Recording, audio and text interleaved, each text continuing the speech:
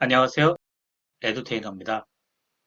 이번 시간부터는 기초통계 분석 챕터를 시작하겠습니다.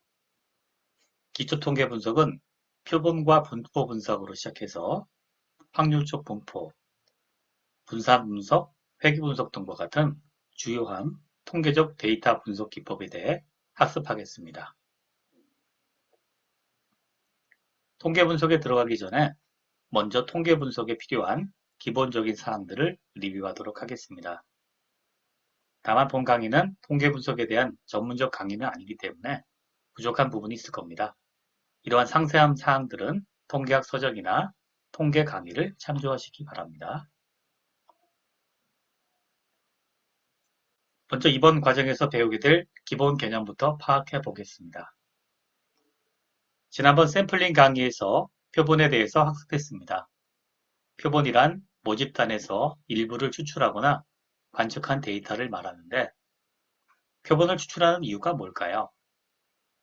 샘플링에서 배웠지만 전수조사가 불가능하거나 비효율적인 경우 우리는 표본을 추출하여 분석함으로써 모집단의 특성을 파악합니다. 여론조사를 예로 들면 알고자 하는 것은 전체 모집단에서의 지지율인데 전체를 조사할 수는 없으므로 모집단에서 표본을 추출하여 조사하고 이 표본에서의 지지율을 계산함으로써 전체 지지율을 예측하는 겁니다. 여기서 예측이 대상이 되는 관심의 대상이 되는 모집단의 특성값을 모수, 파라미터라고 하고 평균, 분산, 비율 같은 것이겠죠. 그리고 이 모수를 예측하기 위한 샘플에서 계산되는 통계적 측정치를 통계량, 스태티스틱이라고 합니다. 표본 평균, 표본 분산, 표본 비율과 같은 것입니다. 모수의 값은 참값이라고 해서 정해진 어떤 미지의 값이 고정되어 있는 반면에 통계량은 샘플이 어떻게 추출됐느냐에 따라 값이 변하는, 즉 확률적으로 결정이 되는 확률 변수라는 점이 다릅니다. 왜냐하면 샘플, 표본은 랜덤하게 확률적으로 추출하기 때문입니다. 정리하면 표본 통계량은 미지의 모집단 모수에 대한 추측, 의사결정을 하는 데 이용됩니다. 자, 그렇다면 어떤 통계량을 어떤 모수의 예측에 사용할까요? 한번 표로 정리해 보겠습니다. 모평균의 예측에는 표본 평균, 분산에는 표본 분산, 표준 편차는 표본 표준 편차 S, 그리고 모비율의 예측에는 표본 비율을 사용합니다. 다음은 변수와 값에 대해 알아보겠습니다. 변수, 베리어블은 측정 가능한 속성이 됩니다. 그리고 이때 측정된 값이 변수값이 됩니다. 측정될 시점에 여러 개의 변수가 동시에 측정될 수 있는데 이것을 오브저베이션, 관측점이라고 합니다. 같은 시점에 같은 객체에 대해 측정된 정보 집합이 되는데 데이터 테이블에서는 하나의 로우로 기록됩니다. 변수는 역할에 따라 크게 독립변수 X와 종속변수 Y로 나눌 수 있습니다. 여기서 독립변수는 다양한 이름으로 불리게 되는데 이때 종속변수의 이름도 짝을 이루게 됩니다. 다들 아시겠지만 설명변수에는 반응변수, 입력변수는 출력변수, 예측변수는 결과변수, 인자, 위험인자는 표적변수, 그리고 X가 튀쳐면 Y는 레이블, 이런 식으로 다양한 대응이 됩니다. 변수는 데이터 값으로 기록이 되는데 이 데이터 값은 다양한 데이터 타입으로 기록됩니다. 이를 좀 정리해 보겠습니다. 데이터 타입이 범주형인지 수치형인지에 따라서 분석 방법이 달라집니다.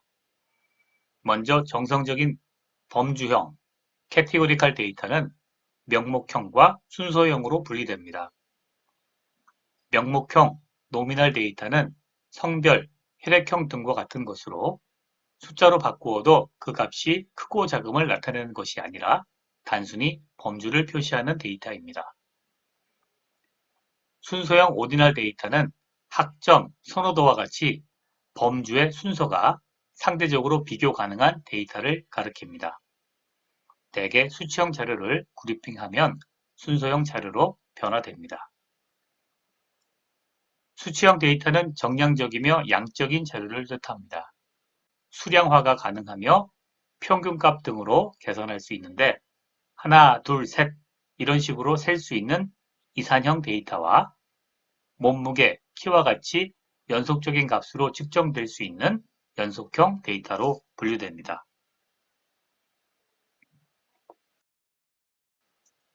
앞서 기술한 수치형 데이터를 연속형 자료로 하여 등간형, 인터벌과 비율형, 레이쇼로 구분하기도 합니다. 등간형, 영어로 인터벌 데이터는 온도와 점수처럼 측정시 간격에 의해 비교할 수 있도록 단위가 정해진 데이터를 말하며 비율형 데이터와는 달리 측정값의 비율은 의미가 없습니다. 예를 들어 온도의 경우 온도 20도가 온도 10도의 2배라는 의미가 없습니다. 비율형, 영어로 레이쇼 데이터는 측정값의 비율이 의미가 있는 값이며 사책 연산이 가능합니다. 매출액, 소득, 신장, 체중 등과 같은 데이터가 비율형 데이터입니다. 참 여기서 주의할 점이 있는데 날짜나 요일 등과 같이 숫자로 표현되는 숫자의 형태가 가능합니다. 그러나 이들은 범주형 데이터가 됩니다. 예를 들어 학급의 1반, 2반, 3반 숫자가 가능하죠. 하지만 엄연히 범주형 데이터입니다.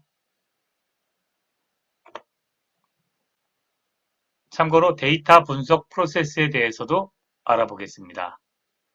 이전에 전처리 시간에도 나왔던 것을 기억하실 텐데요. 데이터 분석은 1. 데이터 수집 2. 전처리 3. 탐색적 데이터 분석 4. 모델링 및 이밸루에이션 그리고 5. 시각화 및 레포팅으로 끝을 맺습니다. 여기서 이 5단계가 루틴화 활동으로 수행이 된다면 이를 자동화하는 것도 하나의 프로세스가 될 수 있습니다. 이번 데이터 분석 시리즈에서는 데이터 전처리, 탐색적 데이터 분석, 그리고 모델링 및 평가 부분을 다룹니다. 데이터 전처리는 챕터 1에서 다루었고 이번 챕터에서는 EDA, 기술 통계를 다룰 텐데요. 데이터 타입별로 기술 통계 방법이 달라집니다. 범주형 데이터 분석에서는 빈도 분석을 주로 사용하게 되고 빈도표나 막대 그래프, 파이 차트 등을 사용하게 됩니다. 수치형 데이터에서는 히스토그램과 박스 플롯을 사용하고 여러 가지 통계량, 스태티스틱을 계산하게 됩니다. 중심 경향, 변이, 모양에 대한 것인데 잠시 후에 보도록 하겠습니다. 통계 분석은 독립변수 x와 종속변수 y 간의 관계를 파악하는 것이라고 할 수 있는데 변수의 타입과 적절한 분석 방법에는 어떤 관계가 있는지 미리 살펴보겠습니다. 종속변수의 타입과 독립변수의 타입으로 정리하면 4개의 영역으로 구분할 수 있습니다. 상관 분석과 회귀 분석, 리그레션은 x와 y가 모두 수치형인 경우에 시행됩니다. t-테스트나 아노바 등은 y는 수치형인데 반해 x는 팩터로 나눠지는 범주형인 경우에 시행됩니다. 반대로 x는 수치형인데 y가 범주형인 경우는 클래시피케이션, 분류 분석이 시행되고 x와 y 모두가 범주인 경우는 카이-스퀘어 검정이나 분류 분석이 수행됩니다. 참고로 변수의 역할과 타입별 머신러닝 방법입니다. 상세한 것은 머신러닝 챕터에서 살펴볼 테니 여기서는 간단히 소개만 하고 넘어가겠습니다. 머신러닝에서는 우선적으로 종속 변수 혹은 결과 변수 y가 없는 경우도 있습니다. 이런 경우를 unsupervised learning, 비지도 학습이라고 하고 클러스터링, 디멘전 리덕션, 레코멘데이션 분석 이들이 사용됩니다.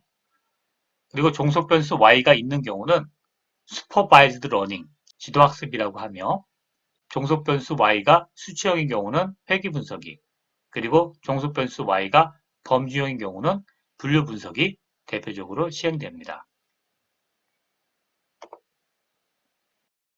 자, 이제 통계 분석의 본론으로 들어가서 표본과 분포 분석에 대해 알아보도록 하겠습니다. 앞서 설명드린 것처럼 표본은 모집단의 특성을 파악하기 위하여 추출한 것입니다. 해서 표본을 분석하면 표본이 추출된 모집단의 분포를 추론할 수 있게 됩니다. 분포 분석은 수치형 변수의 경우에 수행될 수 있으며 중심이 어딘지, 흩어진 정도는 어떤지, 그리고 분포의 모양은 어떠한지에 대한 분석을 분포 분석이라고 합니다. 먼저 분포의 중심을 알아내는 위치 통계량입니다. 이는 분포의 대표값으로 삼을 수 있으며 자료의 중심점을 찾아내는 것입니다. 평균이나 중앙값, 최빈값 등이 사용될 수 있습니다. 자료의 퍼짐이나 흩어짐 정도를 파악할 수 있는 변이 통계량도 구할 수 있습니다. 분산이나 표준 편차, 최대값과 최소값의 차이를 뜻하는 레인지, 범위 등이 사용될 수 있습니다. 모양 통계량이라는 것도 있는데 분포가 한쪽으로 치우쳤는지 아니면 중심을 기준으로 좌우 대칭인지를 알 수 있는 외도, 그리고 분포가 뾰족한지 완만한지를 파악할 수 있는 첨도가 있습니다. 비교 대상은 종모양의 정규분포입니다. 정규분포보다 뾰족하냐, 완만하냐 이렇게 파악할 수가 있는 거죠. 먼저 간략히 살펴보았고 다음 장부터 이들에 대해 상세히 설명드리도록 하겠습니다. 분포의 중앙위치, 즉 센트로이드를 구하는 대표적인 값이 바로 평균, 영어로 average 혹은 mean입니다. 주로 자료의 총합을 자료의 개수로 나누는 산술 평균을 의미합니다. 평균은 그림에서처럼 무게중심을 의미하여 계산하기 쉽고 이해하기 쉽고 수학적으로 활용이 편리합니다. 다만 극단적인 값에 민감하다는 단점이 있어서 자료의 수가 적고 극단적인 값, 극단값이 있는 경우엔 대표값을 하기에 무리가 있습니다. 예를 들어서 동창생 친구들 10명이 있는데 그 중에 하나가 자수성가하여 자산이 10조가 된다면 동창생 10명의 평균 자산은 이 한 사람 때문에 1조가 넘게 됩니다. 재밌죠? 참고로 대표값을 나타내는 평균값에는 산술평균 외에 기하평균과 조합평균이 있습니다. 먼저 기하평균은 지오메트릭 민이라고 하며 n개의 자료를 다 곱하고 이에 대한 n제곱근을 구하는 것입니다. 물가상승률이나 인구 증가율 등 변화율에 대한 평균을 구할 때 사용합니다. 조합평균, 하모닉 민. 조합평균은 평균 속도나 일정 금액으로 구입할 수 있는 물건의 수량에 대한 평균에 사용되는 값입니다. 데이터 값을 역수로 해서 평균을 낸 후 이에 대한 역수값을 구하여 조화롭게 계산하는 평균입니다. 마지막으로 가중평균은 가중치가 있는 경우에 구하는 산술평균으로 생각하면 됩니다. 가중치만큼 데이터의 개수가 있다고 생각하고 평균을 구하면 됩니다. 도수 분포표 같은 것에서 평균을 구할 때 사용할 수 있습니다.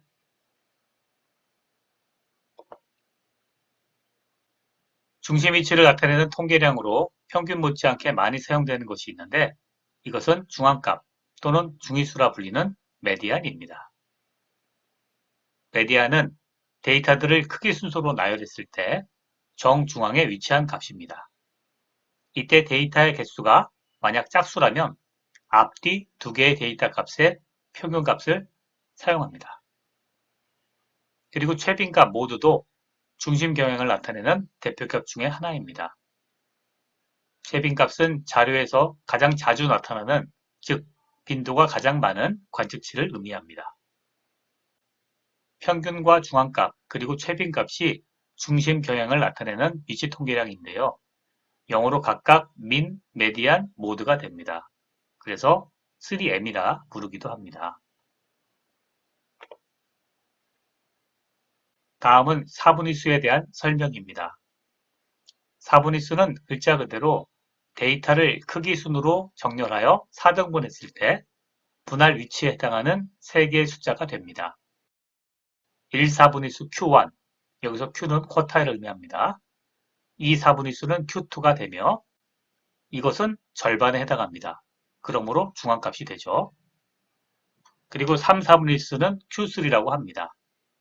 이 세 개의 숫자에 최소값과 최대값을 포함하면 이것을 다섯 수치 요약, 5 numbers라고 합니다.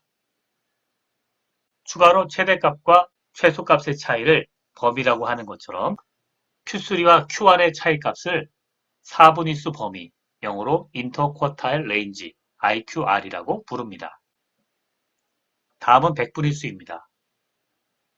4분위수에서 힌트를 얻으셨겠지만 퍼센타일은 데이터를 백등분하여 계산한 값으로 생각하면 됩니다.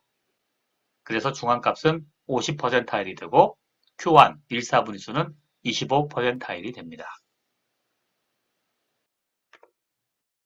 퍼센타일의 예제로서 수능 등급을 볼 수 있겠습니다. 수능 등급은 9개로 각 등급의 퍼센타일이 정해져 있습니다. 최상위 등급을 받으려면 상위 4%에 들어야 되네요. 자, 이런 식으로 등급을 지정하고 등급별 스코어 값을 배정하고자 할 때 퍼센타일을 사용하면 됩니다.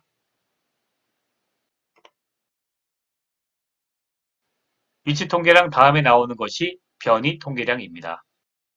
변동성을 측정할 수 있는 통계량이 되겠습니다. 가장 많이 사용되는 변이 통계량은 베리언스, 분산입니다. 분산은 중심으로부터 얼마나 흩어져 있는지를 측정하는 지표가 되며 보시는 바와 같이 계산이 됩니다. 편차 제곱의 평균이 바로 베리언스입니다. 참고로 편차를 왜 제곱하는지에 대한 설명이 있습니다. 제곱을 하지 않고 더하면 편차의 합은 제로가 됩니다. 의미가 없죠. 그래서 제곱을 하거나 혹은 절대값을 취하여 합하고 이 값에 대한 평균을 구하는 것이죠. 그리고 제곱을 했기 때문에 이에 대한 스케일 보상을 위하여 루트를 취하는 겁니다. 그러면 분산의 제곱근을 취하게 되고 이것은 표준 편차, 스탠다드 디비에이션이 되는 겁니다. 분산이 크다면 이는 데이터에 흩어진 정도가 크다고 생각할 수 있습니다. 자, 그런데 이는 평균값이 엇비슷하면 틀림없는 얘기가 되겠지만 만약에 평균값의 차이가 크면 어떻게 될까요? 예를 들어 100점 만점에 2점 차이와 10점 만점에 1점 차이라면 어떤 것이 상대적으로 더 큰 차이일까요? 알아보겠습니다.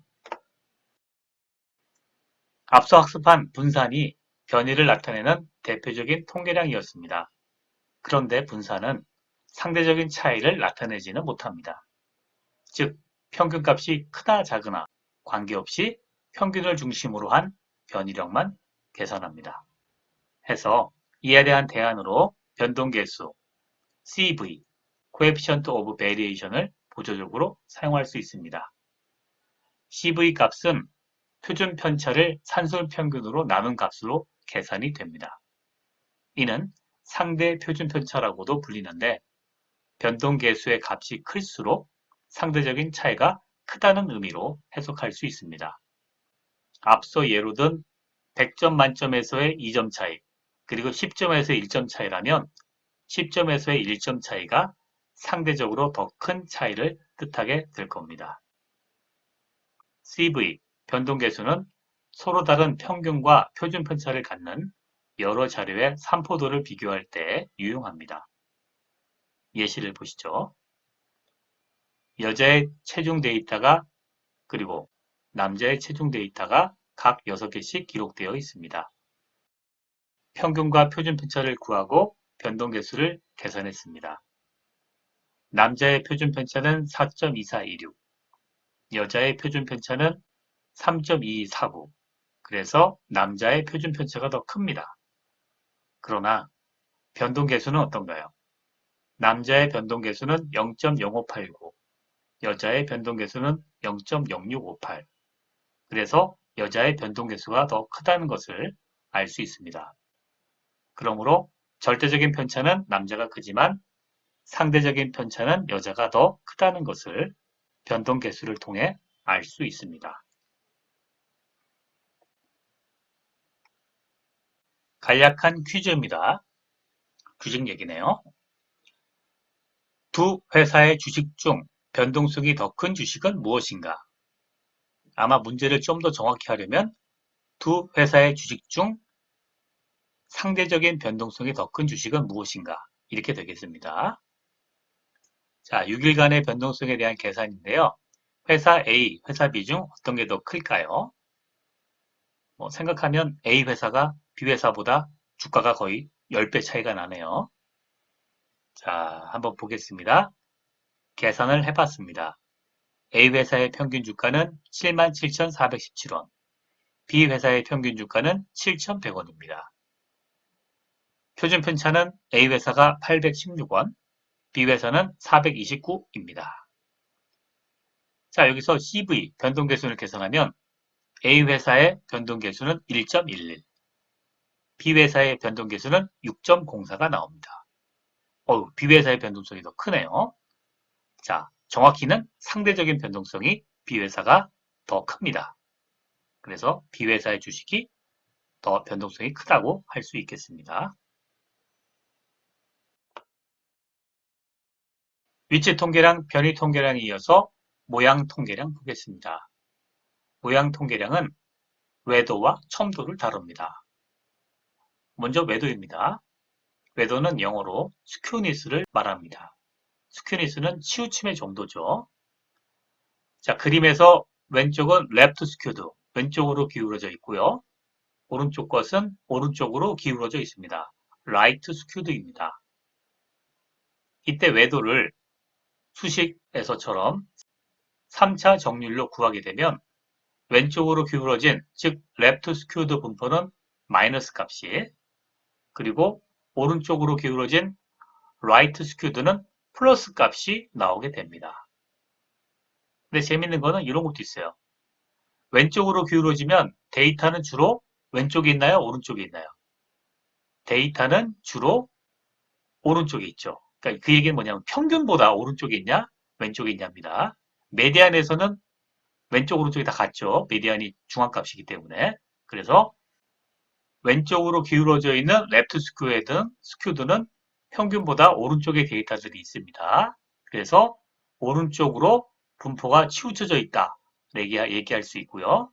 그리고 라이트 스큐드는 평균보다 데이터가 왼쪽에 있죠. 데이터가 주로 평균보다 왼쪽이기 때문에 왼쪽으로 치우친 분포라고 얘기할 수 있습니다. 라이트 스큐드는 왼쪽으로 치우쳤다라고 얘기할 수 있는 거죠. 자, 노말 분포처럼 생긴 가운데 분포의 꼭지점에서 왼쪽, 오른쪽으로 밀었다고 생각하면 되겠습니다. 그림에서 보면 알 수 있겠지만 평균값은 특이값에 영향을 많이 받습니다. 자, 그래서 외도가 0보다 작은 왼쪽으로 치우친 데에서는 평균이 왼쪽으로 가 있고, 오른쪽 그림처럼 오른쪽으로 치우친 분포에서는 평균이 오른쪽으로 또 치우쳐져 있죠. 자, 이런 것을 알 수가 있습니다. 다음은 모양 통계량의 첨도입니다. 커터시스, 첨도는 분포의 뾰족함의 정도를 표현합니다. 계산은요, 수식에서처럼 4차 정률로 계산하게 됩니다. 정규 분포의 경우 이 4차 정률 값이 3이 됩니다. 해서 커터시스를 계산할 때는 일반적으로 익세시브 커터시스라고 해서 정규 분포의 값인 3을 뺍니다. 그래서 그거를 익세시브란 말을 빼고 그냥 커터시스라고 사용하기도 합니다. 여기서는 그렇게 사용하겠습니다. 첨도가 0보다 작으면 정규 분포보다 플랫하게 되고 완만하게 되고, 첨도가 0보다 크면 정규 분포보다 피키, 뾰족하게 나오게 됩니다. 자, 이번 강의는 여기까지입니다. 감사합니다.